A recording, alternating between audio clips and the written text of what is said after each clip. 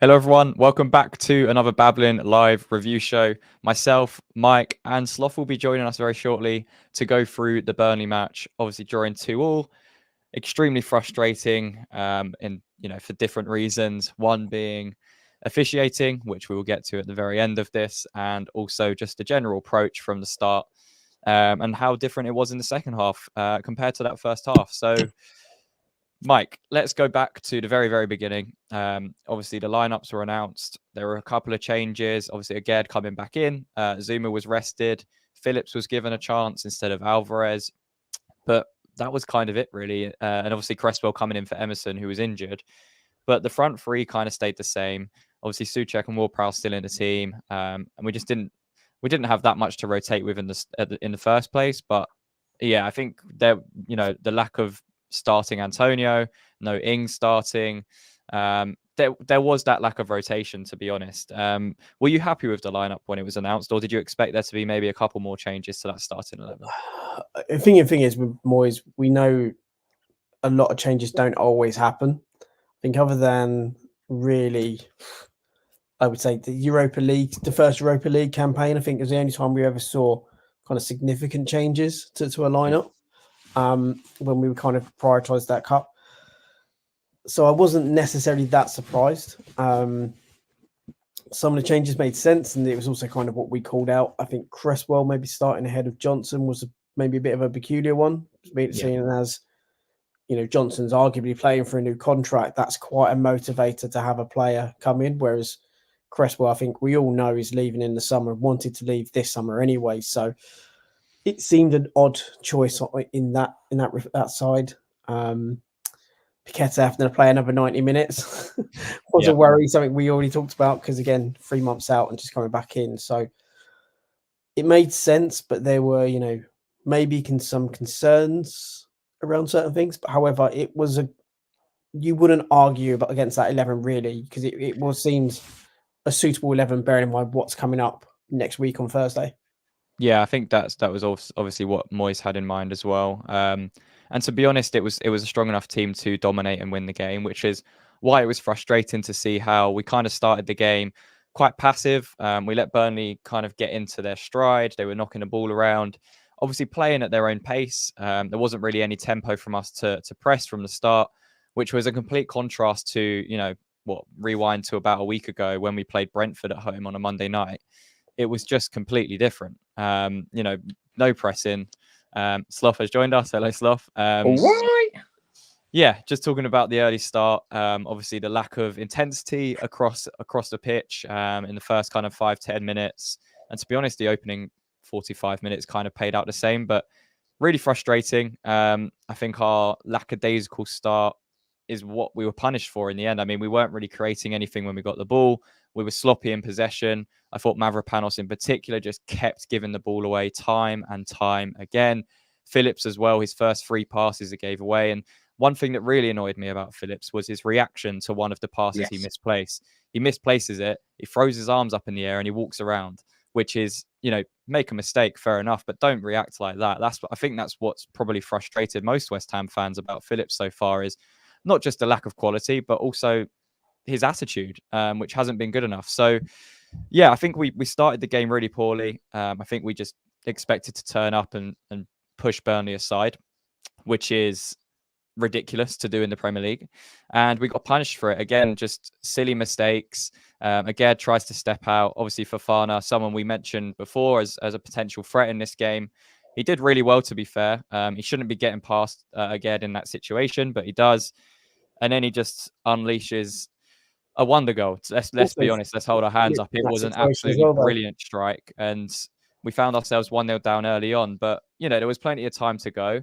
So just touching on Fofana and that goal, Sloth, what did you make of that strike? And, I know you spoke about Fofana before as, someone that could potentially replace Antonio in the summer as well. Well, I think he showed really good feet. He moved the ball really well and created a bit of space for him, which is exactly kind of what you want from a forward. And yeah, he unleashed an absolute thunderbolt, and I don't think any keeper in the world stops that. It was a really brilliant strike. It was just too easy, and we kind of touched on it there, but Aguirre just looks so lightweight. He doesn't look ready for the Premier League at all. And this is a guy who, has got he's a strong lad. He's got a good physique on him, and you just have to question his commitment, because that was pathetic. He was, shrugged aside.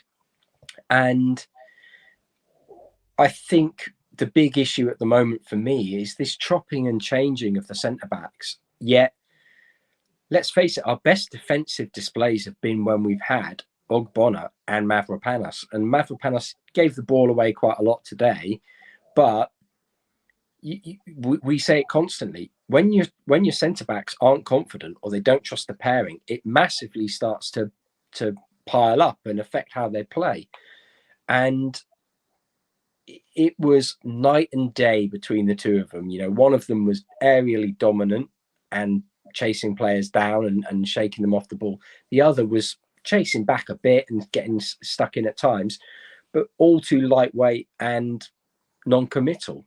Yeah, I think as well, it was just, it was just frustrating because it wasn't even unexpected. I don't think, especially the atmosphere in the stadium, it wasn't like, wow, we're 1-0 down to Burnley, we've been playing well. It was kind of coming. We weren't really doing anything with the ball. It was way too easy to play through us. They'd actually done it a few times before their goal, where they were just breaking the lines really easily.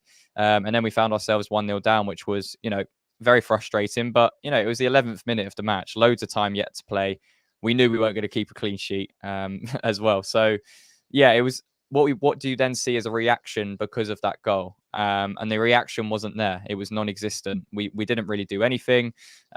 I think we didn't even have a shot on target in that first half. We might have had one by the end of it, but it was just frustrating. And it's something we mentioned as well, Mike, in the preview. Burnley's defence, they've conceded 60 goals in the Premier League so far this season. Probably the worst defence on par with Sheffield United. They're averaging over 2 goals conceded a game. You're expecting to find moments and, break a Burnley team down or break through a Burnley team when you're at home. So why did we struggle so much in that first half, Mike? What was it that you put it down to? Was it just effort? Was it application? Was it tactics, having Ward-Prowse out on the left? Was it a combination of both of those things? I think all of the above, mate. The tactics, the strategy, the personnel, where it was positioned on the pitch, the lack of intensity. It's all very well having the ball, but if it's all one pace sideways and backwards, and there's no all of a sudden injection of pace or directness, people talk about direct play and think it's just a long ball up top. It's not. It's being able to push the ball between the lines in a quick fashion, and essentially, instead of making 2 or 3 passes, making that one pass. We didn't do that. The only time we showed any real directness was Mavropanos. Again, someone we saw about had an indifferent first half. And I think a lot of that with his passing is he's clearly trying to force us forward. And there's often, like we saw in Freiburg, they're just not options on the ball at times. Some teams have 2 or 3 passing options, some simple and short, some are a little bit more kind of line breaking options, but we just don't do that. And then we leave players having to try and take some level of responsibility and to take risks and push a pass, which sometimes isn't on. And I think we've seen that a lot with Mavropanos. And the one time we had a bit of directness was when he decided, I'm going to go and attack this ball against the player, burst into the box. And I think had it been on his right foot, he probably would have got something on target. But it was still a decent shot strike of his left foot. And, it went wide. The other opportunity we had was, I think, Soufal getting down the right and putting in a ball for Ward-Prowse, who slightly got ahead of the ball. He couldn't then get the brakes on, but then again, he also didn't have the mobility in which to try and change his body direction, to try and put a leg out behind him, to try and get at least something on it. Yeah. And, it's Sloth said it, I think, on the Twitter tweet I sent, it's one of our worst 45 minutes he's seen. And I agree. And what really frustrated me, you mentioned the Brentford game. It's what really frustrates me is when we seem to have these conversations, or there seems to be there's pressure on Moyes, is when we really see that team kind of unleashed. It's like, lads, go out and just try and get the game. Like, we went out for Brentford. We showed them zero respect, and we went out for them in that first 45 minutes.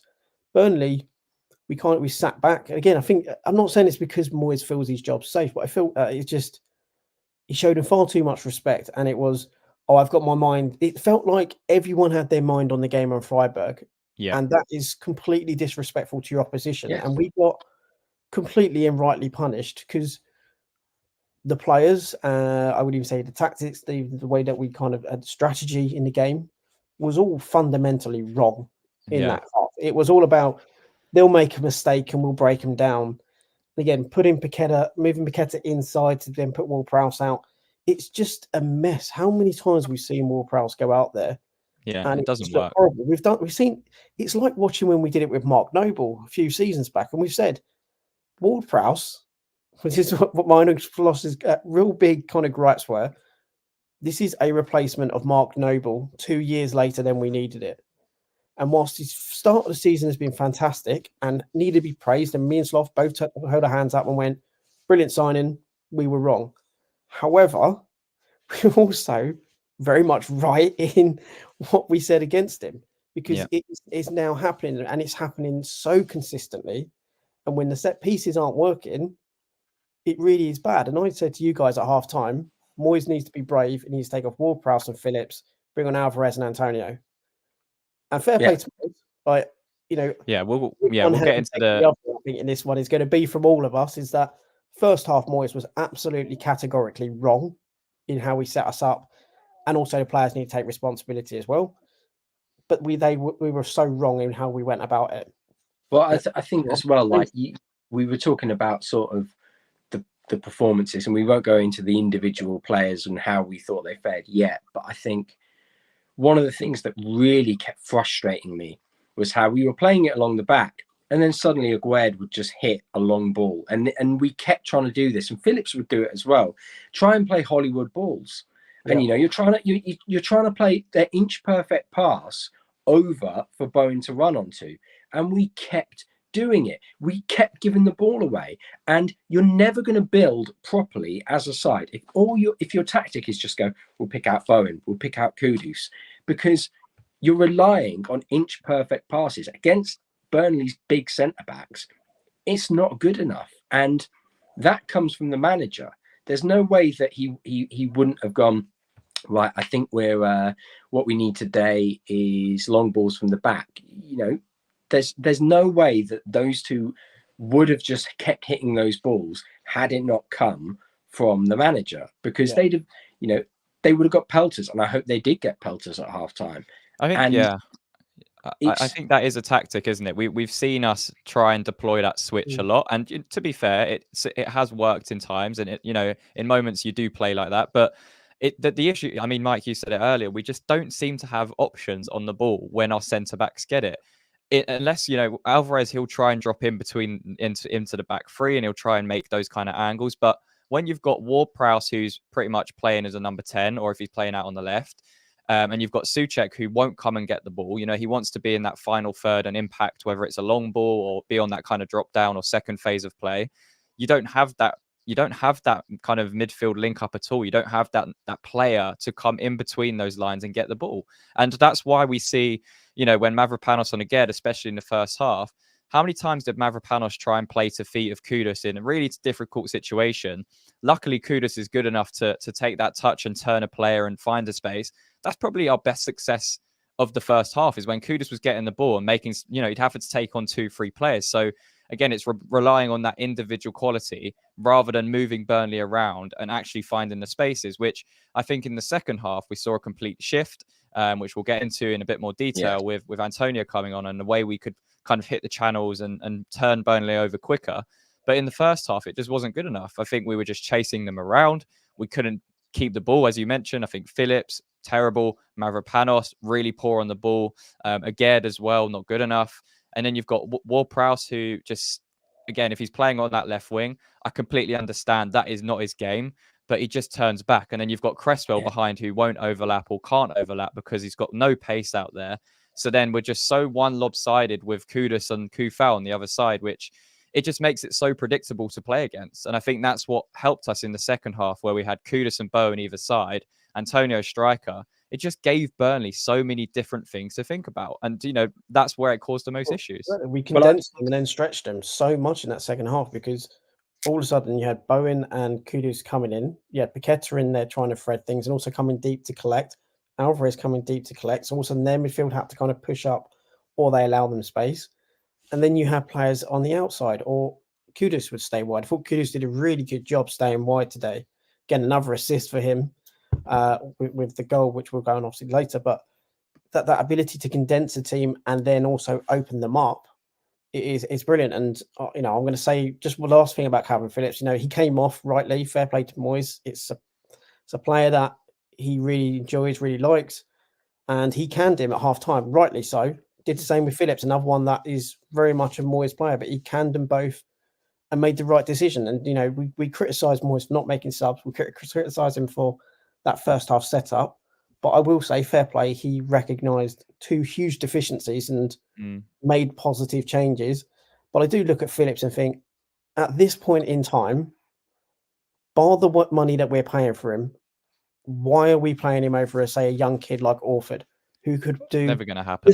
I know it could never going to happen, but I'm just saying is that what to be does honest, he it shouldn't. I don't think it should happen. I don't think that should. I think Phillips should be able to play at a high enough level right now. He's proved it in the Premier League. He should be able to operate at a high level. He should be, but he looks like a broken man. I don't know if this confidence from Guardiola has, the comments from Guardiola has just broken him or what. But he does not look fit to play Premier League football, and I don't mean that in a physical sense. I mean it both as a mental thing as well. He is slow on the ball. His decision making is absolutely awful, and his mentality, like you said, when he lost the ball, but also when he was kicking out at people, or he was late to a challenge and he'd make a silly challenge. That's what loses you games, and he very nearly let them through on goal for what probably would have killed us because his head just would have gone.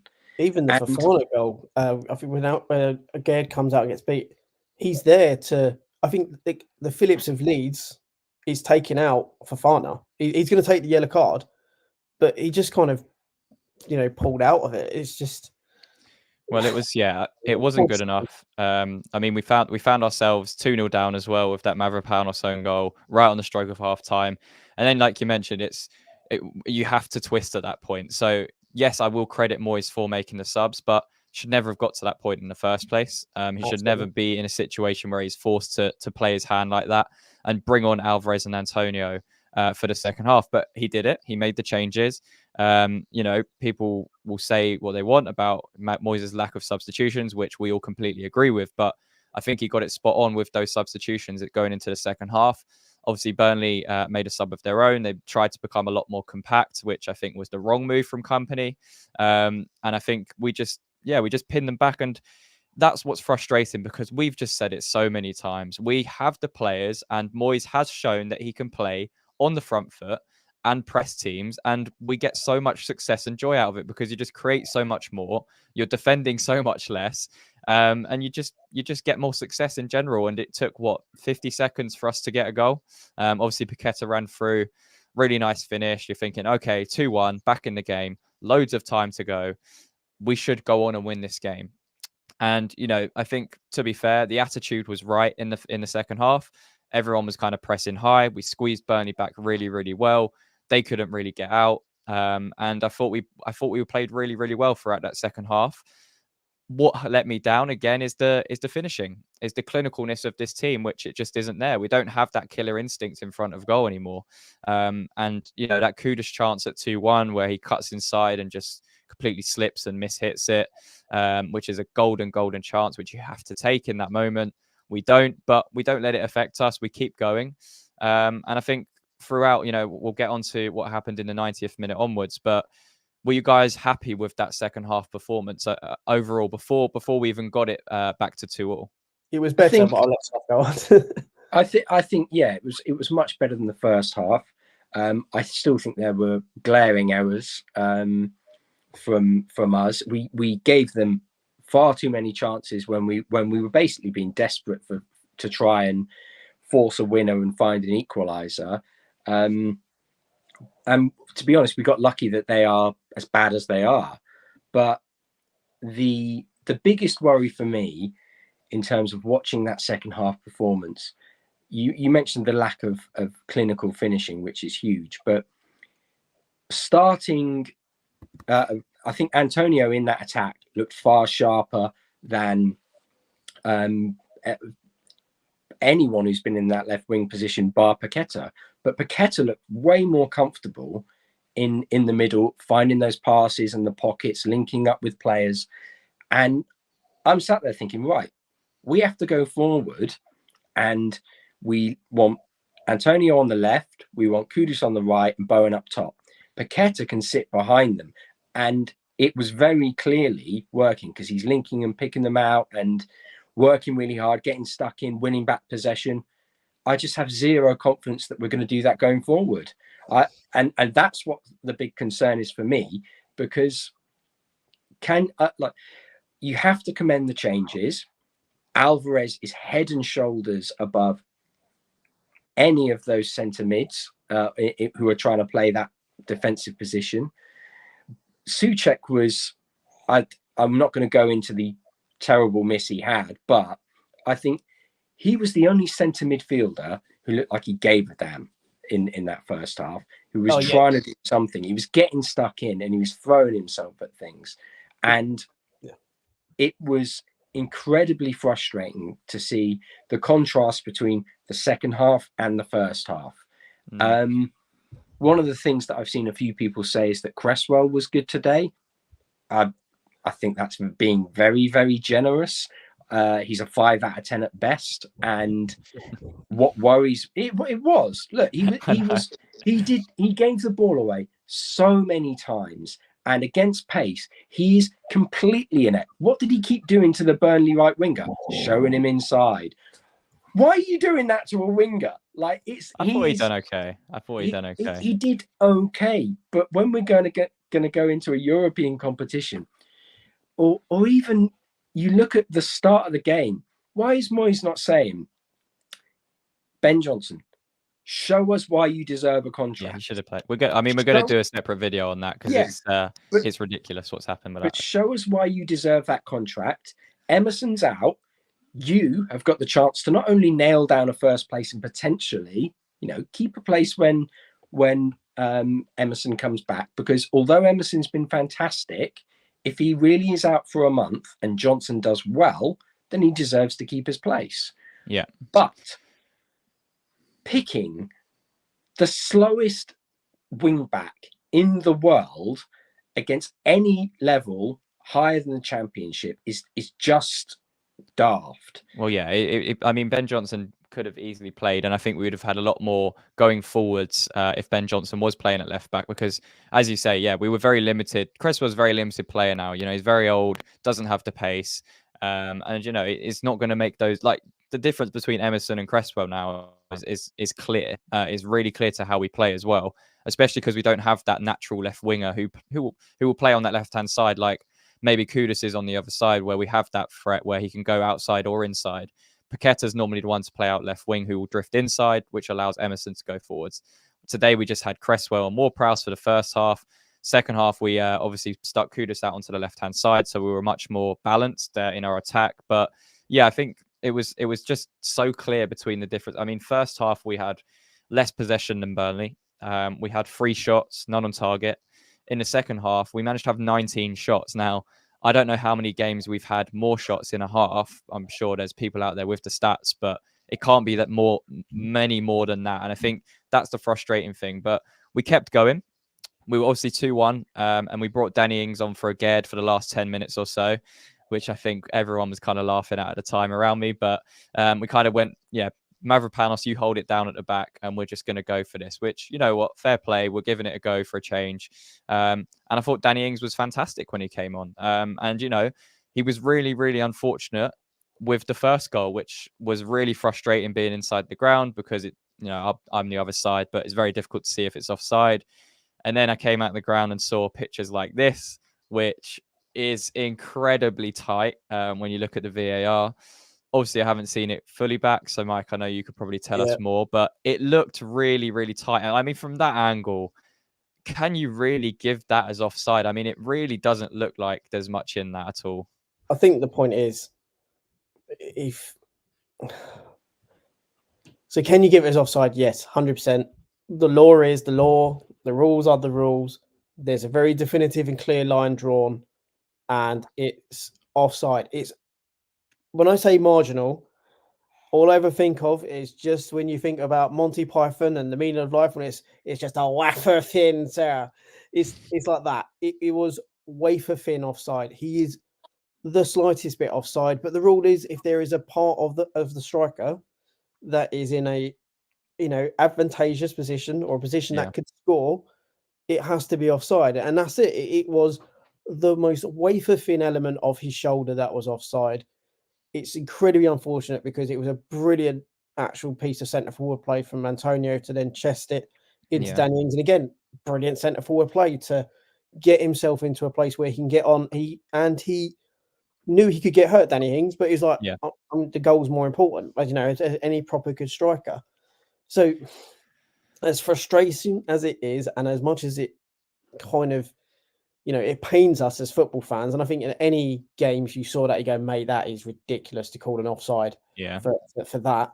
But that is the case, ultimately, if that was ruled out against us, we would be singing to the high heavens for VAR. So we've Yeah. kind of got to accept it when it does go against us, because there have been times this season where we probably have got one for a very tight marginal call, in our benefit. So it's one of those ones that I look at and go, I mean, yeah, right if he's decision, but it's a offside, horrible if he's decision. offside, he's offside. I think what people were saying online is the way they drew the lines wasn't correct, but I haven't seen it back. But if it's offside, we move on. And to be fair, we kept going. 8 minutes added. We kept going. I think it took a minute and a half into stoppage time before we got the equaliser, and it was Danny Ings again. We've spoke. I mean, I mentioned it before. We don't lack that clinicalness in front of goal. Well, you put Danny Ings in the box and he will be clinical throughout his flaws, throughout how we want to play with Danny Ings. In that type of scenario, I don't think there's probably another striker or attacker in that box that I'd rather that finish fall to. It's an instinct finish. It's something he's probably done 1,000 times in training and throughout his career. And he's the most natural goal scorer we have at this football club, which is, I mean, it's a good and bad thing because we don't normally have him on the pitch for obvious reasons. But when he is on the pitch to make those kind of moments count, it was really important that we got something from the game today. And he stepped up 2-2, 6 minutes left to play of stoppage time, and then with about a minute left to go. I was on the other side of the ground stuff. I'm not sure where you were sitting when this handball shout came out, but then this happened. And before that, though, Danny Ings had an absolute thunderbolt off the crossbar as well, which was just, it was so unlucky because it was a brilliant connection from Danny Ings. But again, put Danny Ings in a forward position where we've got two strikers and lots of other options. He will find space and get himself into great shooting positions. How Moyes has still not figured that out after 2 years with Danny Ings and all of those years of watching Danny Ings in the Premier League is beyond baffling. Really baffling, to the point of, what are you actually watching if you're not coming to that conclusion of that's I'm how not you sure it was about figuring out. I think when he signed, obviously he's now trying to fit him into something that a little bit different. I think in this scenario where Burnley are just trying to survive and Danny Ings can just be thrown on in that scenario, it's not really in that matter like playing a system or anything. We were playing one centre back. I mean, we were just throwing everything at the game. There was no method to that madness. It was just throw it in the box and hope something sticks. I agree with your point, but yeah, go on. I think you've got to give Danny Ings props today, and I especially do, because I thought he was fantastic when he came on. He even made a brilliant challenge chasing back to stop them breaking, and I stood up and cheered it. I thought he was brilliant when he came on. I didn't. I'll be honest, because I sit in 2-3-5. I was it's the opposite side to me. Yeah. So I didn't really see what had happened, more than him going to head the ball. And when people were saying it was a handball, I kind of thought, well, if he's gone to head it and it's hit his hand, they're not going to give it, because it's basically an accidental handball. It's immediately come off him attempting to play the ball and hit his hand. Now, by the letter of the law, that's not a penalty because he's attempted to play it and it's unintentionally hit his arm. Now, do I think that is a handball? Look, that is an absolute stinker. It's a really strange one, but by the letter of the law at the moment, that is not a handball. So, as incredibly frustrating as it is that it very clearly hits his hands, you have to say he attempted to play the ball and it's accidentally hit his hands. However, when you header, like I would header the ball like that and try and use my arms to, gain momentum and push my head forward and use that neck muscle. But I don't know what he's doing there. It's a very, very strange one. It's like when you see someone try and jump up and take it on the chest and they've kind of got their arms out just in front. However, when you watch the replay, I didn't see your point. He jumps up and goes to head and you can see he motions his head. However, when you watch the replay, and what they clearly, I think, is going to end up saying is, from that angle, it's inconclusive as to whether it hit his head first or his hand. Now, when you watch the replay, it actually looks like it hits his right hand, bounces onto his left hand, and then hits him on the head. So there is a contact with the head. However, when you watch it, the movement doesn't look as if it goes from head to hand to hand. It looks, the ball moves 3 times before it goes back to his head. So it can't possibly be, coming off his head first because of the ball, the way the ball moves. So it looks like his right hand hits his left, then hits his head, and then goes forward. That rule is silly then. If it's like, if you're trying to play the ball but it hits your hand, then it's not handball. I mean, no. If it hits a body part first. The law is if you're intentionally trying to play the ball, and it's completely accidental. If I went to head the ball and it came down and hit my arm, that's not a foul. That's just it gets caught on my nose, big nose, and then just goes on my arm. It's not a penalty. It's that's part of football. But I can't chop my arms off. I've only seen Twitter replays of it, to be honest with you, because I was at the ground. But I think that if it has hit his hand first, then that is a stinker of a call, because it should be, your arm shouldn't be up there when you're going to head a ball. I think that's the point, Sloth. I think it does hit both arms. It hits his right arm and then goes onto his left arm. He's almost juggling the ball with his arm. I mean, again, I've only seen Twitter replays, so I could well be wrong. But if the definition and the sort of decision factoring would be that if he goes to head it and he heads it onto his hands, that's not a foul. But if he goes to head it and his arm's up here, then it's an unnatural position. And then if it goes onto his head, the thing is, I think he's just misjumped. He's mistimed his jump, and where he's brung his arms up like this to head the ball, he hasn't even headed the ball first, which is why it should be a penalty, in my opinion. If it hits his head, okay, fair enough. You can't really give a handball for it being that close to his head, which I completely agree with. But he's literally just controlled it with both arms, and they've got the ball. Was so inconclusive that they couldn't state whether hand first or head first. Now, when you look at this is what frustrates me in the modern game. How can you not have multiple cameras, even get those spider cameras in every single ground in the country? And I'm not pretending that Luton can have a spider camera at the ground hanging off the bloke's bathroom, but just try and support them. And if you can't fit the camera or spider system in to help with that, try and put more cameras around the pitch. Try and put a camera at the goal frame. Try and put a camera. A live feed is not hard to do. It's not hard to do. And I don't care what anyone says. This is a case of inept planning and inept use of a system from officials. It's embarrassing. And the thing is, I think this one was probably a more clear-cut one than the Freiburg one. Like the Freiburg one, they were both bad. They were both bad. However, the Freiburg one again, I think the Freiburg one's more clear, to be honest. But the Freiburg one, arguably, yes, should be a penalty because the guy's arm's in an unnatural position. However, the two mitigating circumstances were it hits his leg and then goes up to his arm, and also Souček is applying pressure by leaning into his back with his arm. So he's forcing the player forward, which is I mean, it's a weak argument. I think it probably was a penalty. I think it's a weak argument to say it wasn't. Same with this one. I think the fact that his arms are in such an unnatural position under zero pressure kind of makes the point of, hang on, mate, you've got zero pressure on you here. Your arms are in a position that are completely unnatural.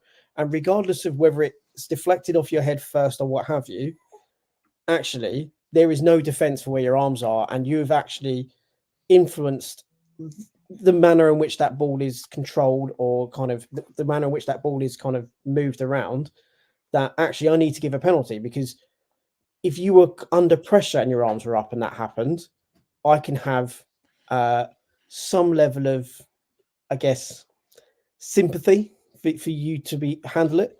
But under zero pressure to have your hands up in that position and it to hit your hands, regardless of a deflection, I think as a referee you go, no, that's you've just use your common sense. And this is where these officials have not played the game.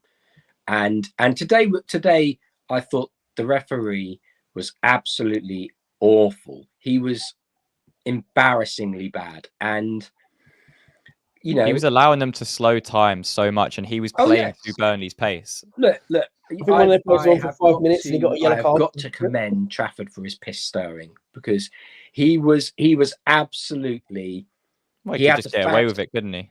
Oh yeah, but that is down to the official, and exactly. And all credit to him, he took it to the absolute maximum. He did it as much as he could, and everyone around me was absolutely fuming. And even in the first half, the referee needed to, or one of the officials needed to flag and just say, the linesman on his side, his duty should be flag and go, he's taking far too long with this. Now, look, you may have your eyes on the rest of the players, or you may just be unaware of this, but he is consistently taking far too long. Whether that would have happened in the first half and the linesman flags while the game is going, or while they're at halftime in the referee's room, someone should have said to the referee, this is appalling and you need to get on top of it. I think this is another example of just completely weak officiating and inept officiating. It's happening across the country, and it has done for a while now. So, I mean, it was frustrating. It ended up 2-2. We're still 7th, 28 games played. So 10 games left to go, 43 points in the bag. Obviously, Newcastle play to Chelsea tomorrow night, so they could potentially reduce the gap and go level on points with us. But that's the frustrating thing about today. It's something that's happened time and time again this season. Burnley at home, we've picked up a draw. Palace at home, we've dropped points. Everton at home, we've dropped points. There's been so many times where we've dropped points. I think United away from home, we had so many. In that game. I mean, away ones, I'm less infuriated by, because getting points away from home is tough. But at home, you have to win these types of fixtures if you are going to qualify for Europe. And I think with the fixtures we now have coming up, it's going to be incredibly difficult to do that. I think if we go out against Freiburg on Thursday night, things could get very, very bleak for the end of the season. And it could turn really sour to kind of end Moyes' reign at West Ham, which would be a shame, because it's been, an excellent 4 years since he came back. So there was a lot riding on today, and it was too easy at times in that first half. Way, way too easy. The approach was wrong. And it took, once again, reactionary to get back, to come back from behind. And too often we've been a reactionary team. And that's the reality of why we're in this situation again this season, where we could comfortably be in 6th right now if we were. I know we've had some really good results away from home as well, but just those home games, I'd like to see us just win those games more often, because it always comes back to bite us. And we've got some really tough games coming up in the Premier League. We've obviously got Villa next Sunday, then we've got the international break, then we go to St James's Park, then we have Spurs at home, then we go to Wolves, and then I know we've got Chelsea at some point. We've got to play Liverpool, City. So of the 10 games we have left, it doesn't get much easier than Burnley at home. And that's no disrespect to Burnley, but that's the reality of the situation. And, it's going to be incredibly tough to qualify for a European spot again if we don't do it through winning Europa League, which is probably even less likely. So it's going to be tough. Let's go read through some of the comments from today, because there's actually been quite a lot, and it'd be interesting to see how you guys thought the match went. Richard saying, does it feel like a loss even though it was a draw? Who wants to answer that one? Yeah, absolutely. It was that first half, as I mentioned on Twitter, that is the worst half of football I've seen for probably in 5 years. It was embarrassing. I think the only player who could hold their head up high from that first half is Soufal. I think Souček as well. I think the way he was throwing himself into so much to win back possession, or any of those loose passes, just to, again, throwing himself in. He didn't offer as much in possession or in attack, but defensively, and trying to keep us in possession, he was, he worked his nuts off. I'd say Kudus as well. He doesn't bring it. It's the other parts that he doesn't bring, which makes it so frustrating, because he's so great on one element, but in the other part, I want to see a three of Alvarez, Souček, and Paqueta for our midfield against Freiburg. I think just getting Souček to sit back deeper with Alvarez as well, and just absolutely physically batter them. And the shift that Alvarez put in that second half, like he put in so many last ditch kind of challenges in the box, like he put a couple in the box as well for us. And it's someone put it on Twitter when I mentioned about this is one of the worst deals we've ever made by getting Phillips, and it's like, Phillips has been brought in as Alvarez's cover. However, the cover is so bad that Alvarez has had to come off the bench to essentially cover for his cover, because he is so awful. You could really just use a Donald Trump sort of like, this is the worst deal we've ever seen. West Ham United, we've got it so wrong. Wow. Like it's awful stuff. I think we need to WhatsApp you up and do one of these streams with you as Trump. I think that would work pretty well. Definitely not. That's not happening. Right. Anyway, back to the comments. Moving on from Donald Trump. Sam J in the comments as well said, if we need to go 2-0 down at home against a joint West team in the league before we start playing with some intent and purpose, we've only got ourselves to blame when it doesn't work out. Completely agree. And it's something we touched on. It happens way too often where we're too reactionary. We should be more proactive from the start of matches, and feel like we'd be enjoying a lot more success. And I think the fans would be slightly more, lenient towards the style of play or whatever we're trying to do. Richard, again, would you say Calvin Phillips is Premier League proven? I think what he's proven at the moment that he's not Premier League level. Not right now. In the Premier League, he is not of that level. That's what he has proven. And I think it was an overindulgence in which to go for this player that has been coveted, craved, idolized for 2 years, when clearly he's not the player that was believed to be the one coming in. And Miroslav said it many times. Phillips is a decent player, but he is not as good as purported. He had very good PR at Leeds, fantastic PR at Leeds. I've never been a massive fan of him, and quite frankly, I think this is the player that I kind of saw. Not as bad as this, but it's the player I looked at and went, this is not going to work for us.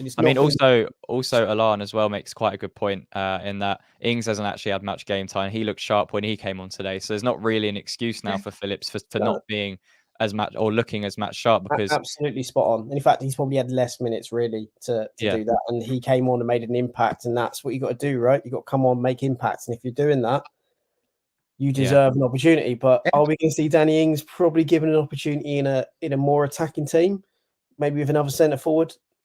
Not a chance. I think he definitely deserves to come on as a super sub. If we're going hell for leather at things, get him on. I thought he was really good today. all the criticisms that we saw at Pellegrini, that was the one thing he was brilliant at. When we were losing games, he used to absolutely get rid of everyone off the bench. We'd have Perez on, Chicharito, and a couple of times, and a few times, them two guys came off the pit. Huddersfield. Yeah, like they came on to save it. But that's the thing. You sometimes you've just got to go. We need to be brave now. Like Ferguson always said, I would rather lose 3-1, or than to lose 2-1. I'd rather go for it to try and get that equaliser and then the winner, than to just lose, by a single goal. Yeah. And that's it. That was why he was always so good, because he was just like, I will take a loss, but I'm only going to take a loss if I know that I've given everything and put everyone out there in which to try and win it. I don't Let's get some more comments going. Today, we really did do that. Yep. Mark as well, on the Cresswell stuff, he said Cresswell still has the smarts, just maybe not the pace. And he also mentioned that he done well on short notice. Limited smarts for me.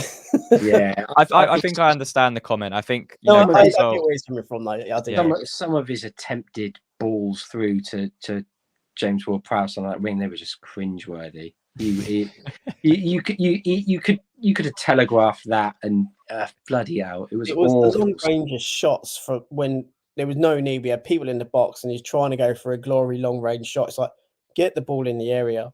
They clearly don't feel comfortable. However, you're indulging yourself by having a shot rather than doing what's right for the team, and that really annoyed me. Did it a good few times. It's just, it's players indulging themselves, looking for that, having that moment of glory, and making a poor decision just because they, self-indulgence. Question: who was worse, the ref or Calvin Phillips? Phillips, because he came off half time. Stupid money. Maybe that's something they should introduce. You should be able to sub off a ref if they're just doing ridiculously bad and bring in a new one. I don't know. The boys would never allow it. They were their egos are far too fragile. Yeah, exactly. Fred as well saying, can't blame the first half on ref. It was down to Moyes sending out a negative starting 11 because of the Moyes' cautious bottle job tactics. So many points lost down to him. Sick of it. Frustrating. I don't blame the ref for the first half, but I blame the ref for he built a rod for his own back, and the performance from him was terrible. Yeah, absolutely. He allowed them to time waste too much. If you first 5-6 minutes you lay down a mark and give yellow card, and then you back up the next one, even if it means you send a player off, but you lay down the mark and then everyone stands up to attention. They don't do it for the rest of the game. I think that's where the game has to go to. Refs have to start making maybe a couple of examples. But it needs to be with time wasting, and it needs to be with diving as well, because we've seen it far too much. Players completely getting away with it and reaping the rewards of cheating, basically. Absolutely. Yeah. Dean makes a really good point here. Moyes' whole philosophy is based around not losing rather than going out to win the game. It's infuriating and so incredibly frustrating. And I think that's been a recurring theme. At times it's worked really well for us. And in certain games, you have to kind of play that way where, you're trying not to lose a match. But Burnley at home isn't the situation to do that, especially under the pressure you're under from fans. And the fact that we just won 2-2 on the spin in the Premier League, and we played really, really well against Brentford by playing the polar opposite. So frustrating is definitely the word for it. And yeah, I mean, we have 10 games left now, and they're going to be pretty tough games. So I can't see us going with that kind of Brentford mindset too many times now this season with the fixtures we've got coming up. And especially in Europe, I don't see us doing that. Even against Freiburg, despite the fact being 1-0 down, I still think we'll probably play quite a cautious game, because obviously we're going to try and not concede in that game, which I inevitably think we will. But yeah, it'd be interesting to see what happens on Thursday, and obviously we'll do a more in-depth, detailed preview of that this week coming up. But yeah, I think just as a summary, lads, 2-2. Obviously, incredibly frustrating that we didn't get 3 points here today, given the circumstances who we're playing and where our ambitions lie for this season. But all is not lost. We're still 7th somehow with 10 games left to go. There's still that chance of European football. We've obviously got Freiburg on Thursday, which is another massive game. So what's your kind of final thoughts to sum up the stream from today's match? Yeah, I think this has put us in a tougher predicament than we needed to. I think we needed probably 4 to 5 wins between now and the end of the season to secure Europe and take it matters into our own hands. This would have been one less of that. I think we now put more pressure on us to do that. And I think that second half should be a real eye opener to Moyes. However, I don't think it will make much difference. He will just look at it as we were poor in the first half, good in the second half, but won't necessarily put it down to a change in positivity in how we moved and being a bit more direct and less passive in all aspects of our play. I don't think he'll look at it in that way, which is frustrating. Yeah. However, I can understand it because, as we said, he's a manager of fine margins, and those fine margins, by and large, have gone his way under his time at West Ham. However, when they don't, and they haven't been also the last probably 18 months as regularly as they used to, questions are going to be readily asked, and we are asking them quite often, I feel. Yeah. Slough, any final thoughts? Look, I've tried to be quite positive and kind of stick up for Moyes at times, and Moyes, because I think he does deserve a lot of credit for the job he's done. But when you see performances like that, and when you see such negative tactics employed against the worst teams in the league, you know, we had a strong squad today, and it wasn't like the Sheffield United game where you'd say, well, we're missing players. We had a strong squad. I just think today was absolutely appalling. And the second half was good fun. Look, if we'd started the first half like we did the second half, fans would not be complaining, and we'd likely smash it as well, to be honest. Well, I don't think we would have been. I don't think we would have thrown it away, because that's not how Moyes does things. But the performances were absolutely abysmal. There needs to be repercussions for Phillips. I think he is an absolute disgrace to the shirt at the moment. He just was cowardly and brain dead at times. The selection for Thursday is massive, because if we go into that and he plays James Ward-Prowse or Phillips, I think that then his decision making needs to massively be questioned, unless we go out and we completely trounce Freiburg. That's the only way that for me you can take any positive from today, because this needs to be a real test for Moyes to go, right, we use this. This is the only time you're going to be allowed to slip up.